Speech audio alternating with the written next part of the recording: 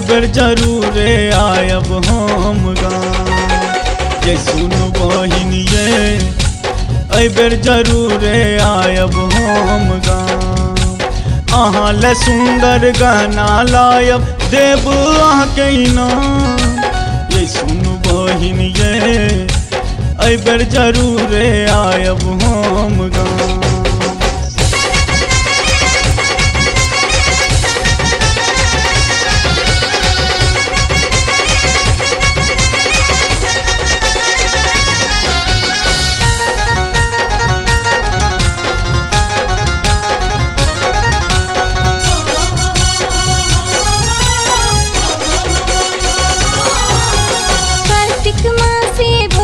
संगे खेलब सामा हम।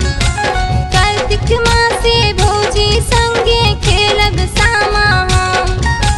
चुगला के मुँह झरकायब खेलब खेल हरदम। यो सुन भैया यो सामा चकेबा में आवी जाओ गाँव। यो सुन भैया यो सामा चकेबा में आवी जाओ गाँव।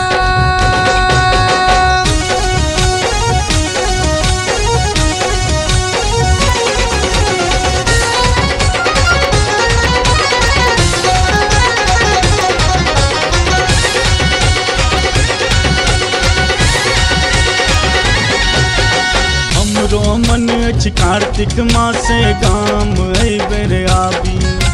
हमरो मन अछि कार्तिक मासे गाम बेर आबी।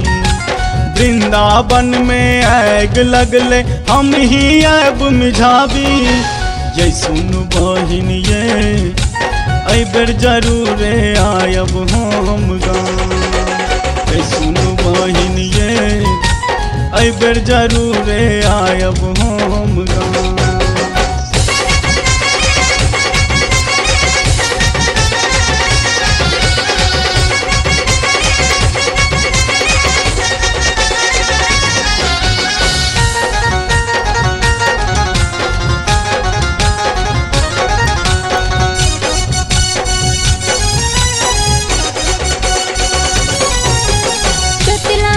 में समा भसायब पूर्णिमा दिन हम। जतला खेत में समा भसायब पूर्णिमा दिन हम। गीत गायब टीना के हम बजबत ताल मृदंग। यो सुन भैया यो सामा चकेबा में आवी जाओ गाँव। यो गगन भैया यो सामा चकेबा में आवी जाओ गाँव।